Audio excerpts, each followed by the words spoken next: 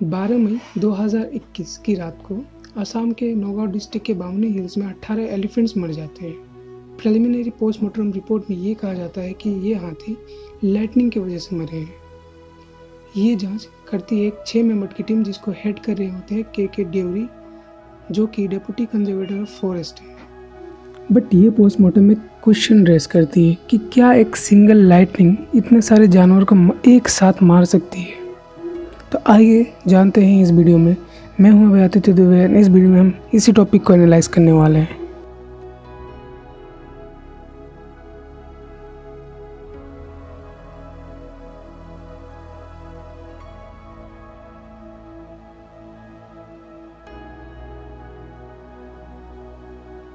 चंद्रिका गोम्स, जो कि एक प्रोफेसर है हाई वोल्टेज इंजीनियरिंग की यूनिवर्सिटी ऑफ विटवाटरस्रैंड जोहान्सबर्ग में, बताती है कि हाँ, लाइटनिंग की वजह से ये पॉसिबल हो सकता है, पर इसके बहुत सारे कुछ तरीके भी हैं। तो आइए हम जानते हैं ये तरीके। पहला है डायरेक्ट फ्लैश। एक ओपन फील्ड में अगर किसी को लाइटनिंग डायरेक्टली स्ट्राइक करे तो उसे हम डायरेक्ट फ्लैश कहते हैं। दूसरा है साइड फ्लैश। जब भी लाइटनिंग कोई टॉल ऑब्जेक्ट्स जैसे कि ट्री को स्ट्राइक करती है, तब हो सकता है कि वो ट्री एक साइड फ्लैश जनरेट करे और बगल में कोई एनिमल खड़ा है तो उसे भी लाइटनिंग स्ट्राइक करेगी। इसे हम साइड फ्लैश कहते हैं। तीसरा है टच पोटेंशियल।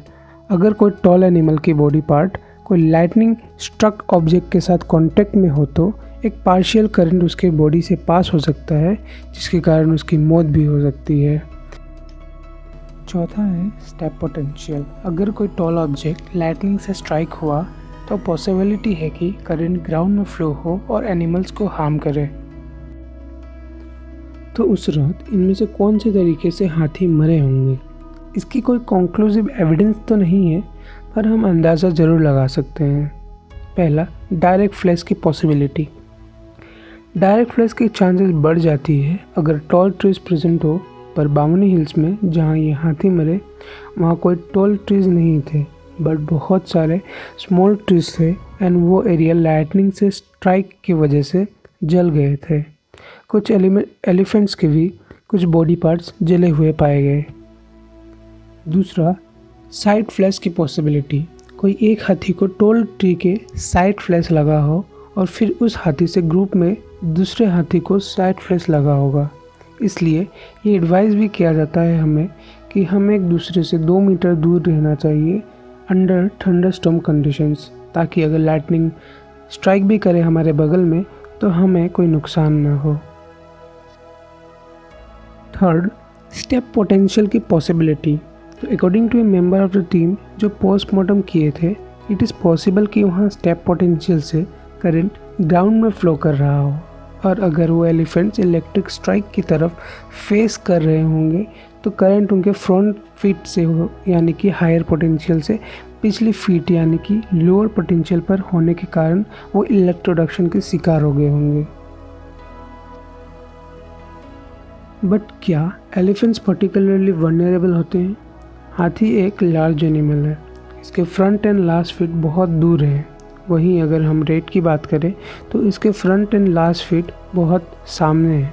तो जितना ज़्यादा दूर ये फीट होंगे उतना ही पोटेंशियल डिफरेंस भी जनरेट होगा in case of lightning strike.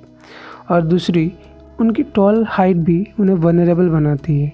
तो हम ये कह सकते हैं कि एलिफेंट्स के पोटेंशियली ज़्यादा चांसेस हैं कि वो लाइटनिंग से स्ट्राइक हो as compare to other small animals.